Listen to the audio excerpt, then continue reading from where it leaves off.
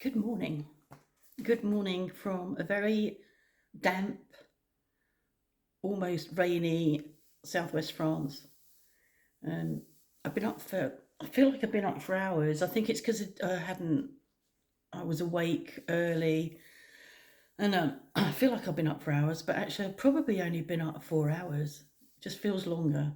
I got up in the end because what I was doing was laying there trying to go to sleep and at the same time planning the week's meals, planning the shopping that we intended to go out and buy today. And I thought, this is ridiculous.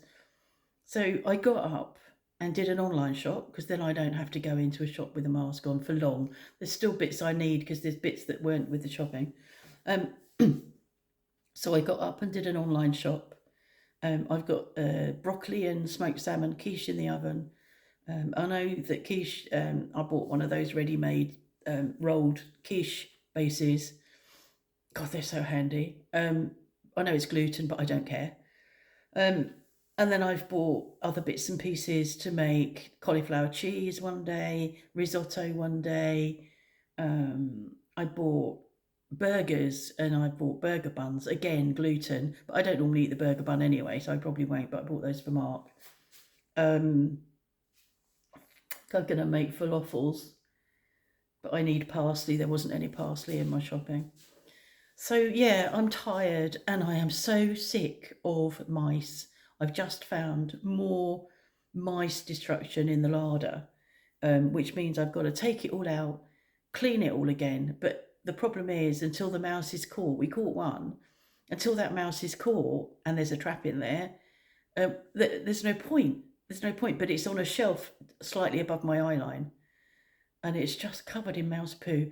But that's what you can see. You can't see what else is there. So every time I pick anything up in there, I'm feeling like I'm going to have to wash my hands because you don't know whether the mouse has been on that thing, whether it's peed on that thing because you can't see mouse pee. I'm tempted to sprinkle down something like flour. I've just dumped half a bag of millet flour because it had nibbled into the bottom. Could have used that. But I'm tempted to just do a layer of um, flour in there somewhere just to see footprints. I won't show you it though because it's disgusting.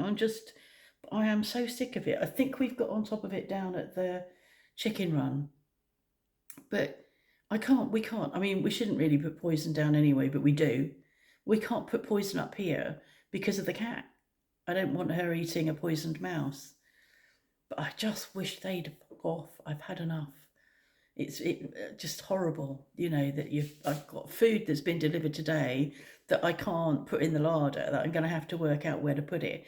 Could probably go out in the utility room. I don't think we've got any vermin out there. But of course, you find out if you've got vermin if you put something out there that is a packet that can be chewed, because everything out there is tinned and jarred. I don't think I haven't got. I'll have a look, but I don't think I've got any packets out there. But what happens is that there was a sealed pack of raising agent chimique. So you've got like 5 sachets in a sealed cellophane package. I don't use it really because I'm not really baking and doing stuff like that. But it's there from when I have used it. So they've broken into that and then they've nibbled along the edge of every fucking packet in there. So it's like the whole lot has to be dumped. Um, I've noticed there's teeth marks in some of the beef stock cubes. So I've got to go through those, clean the ones that haven't got teeth marks, dump the ones that have. Every packet I've taken out of there, I need to clean because I don't know what it's got on the outside of it. It's horrible, really horrible. Jo was here yesterday with the dogs, as you saw. She introduced me to Chat GBT. I think it's Chat GBT, which was interesting. Really interesting. I'm gonna be using that now and again and for various things. But I knew what the letter said within a few miles. We'd had a letter from the water company. We had one last year, and they said that you've had an excess amount of water usage compared to your normal amount. you need to do some checking for leaks. And we did that last year, and we had no leak. I'm absolutely positive we didn't. We might have to do something a bit further, a bit deeper this time, and wait a bit longer to see. Um, but when I could have Googled it, and I did afterwards to check, because I just thought it was a bit excessive when I asked ChatGPT how much is 94 square cubed meters of water in litres, and it was, oh bugger, I can't remember now. It worked out at about 8,000 a month, 8,000 litres of water a month. I know that we don't have a leaking 8,000 litres of water a month.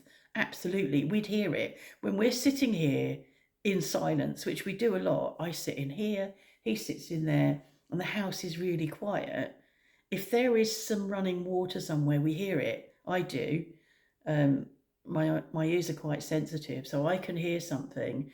In fact, months and months ago, I could hear that the outside tap, there was something at the outside tap, there was water.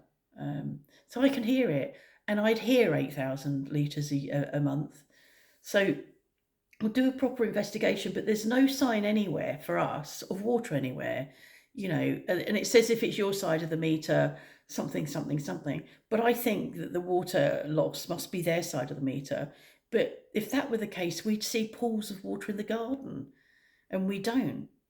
Last year, we put the excessive usage down to the fact that the excessive use down to the microstation being installed, and then you have to fill it.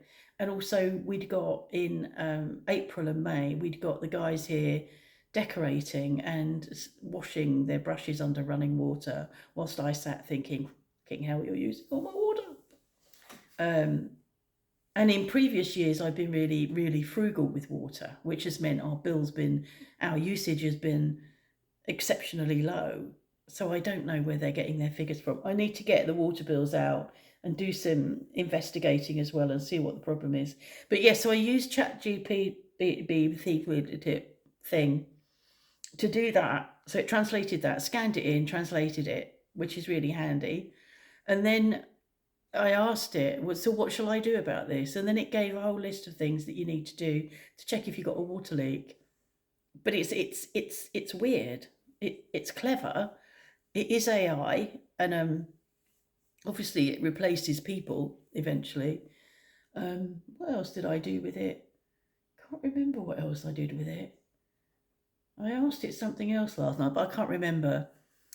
So she introduced me to that, which was interesting, and I shall carry on using that for various things. She uses it. She says when she's really pissed off with someone and she's got to write to them, and professionally, because it's her business, she uses it. She writes what she wants to write, and then she gives it to GPT, and says, "Can you rewrite this politely in my voice, using my voice?" Because it memorizes your style of writing. It memorizes the way you would speak, talk, write. So it writes it out for her. So she gets to go, "Oh, you're really getting on my nerves. Why don't you F off?" And ChatGPT writes it politely, and that's what she sends. Oh, she checks it first. So she introduced me to that. She introduced me to Vinted, which I know a lot of people use. I bought boots last year, which were a lot of money, and I really cannot wear them. They really hurt my feet. I really need to accept that my feet are as bad as my hands in terms of vulnerable and painful. And the boots, as much as Mark's tried to stretch them with I've got things, shoe things. And he shoves those in, and he shoves other bits in to try and raise, because my problem is that, imagine this is my foot. My problem is here on the, I don't know what you'd call it, the bridge of my foot. I think I've probably got some sort of overgrowth there or something. But every time I put those on, I'm in such a lot of pain. And I'm not willing to give them a go this year, even though they've sat with the stretchers in for months. I'm not willing to put them on, because if I do and think, "Oh, well, I'll get used to them, I'll try them," I just think I heard a car horn. I'll suffer for days in pain, and I'm not willing to do that. So, oh, hold on, quiche. So I've put them on Vinted and copied some wording from the website where they sell them, and the name of them is duck feet. And duck feet, I'm looking on the box, is a registered trademark. And but how else do you describe? It's like if I say to people they're duck feet boots, a lot of people will know what that means. So I put it all on there, put it on Vinted, and I got banned. So I've appealed, because if you appeal, because what happens is it's just an automatic AI, has gone through it and gone, no, can't use that. It's a trademark. But I have to wait now for a human being to look at it, and then I can have a conversation with the human being and then talk about, well, I'll change the wording and I'll do this. But it's like, I got banned. So that's that. And the good thing is that we were talking about, I don't know why we were talking about it, but the heated towel rail in the bathroom, that I have not been able to see the program screen up there. I said to her, I think she said, would you want me to go and program it for you? And I went, well, yeah. She said, can you find the instructions? And I went, possibly. And I found them immediately. They were where I would normally have put them. I thought they might be harder to find, but they weren't. And I came back with the instructions. She said, oh, it's the same as my radiators. I know exactly what to do.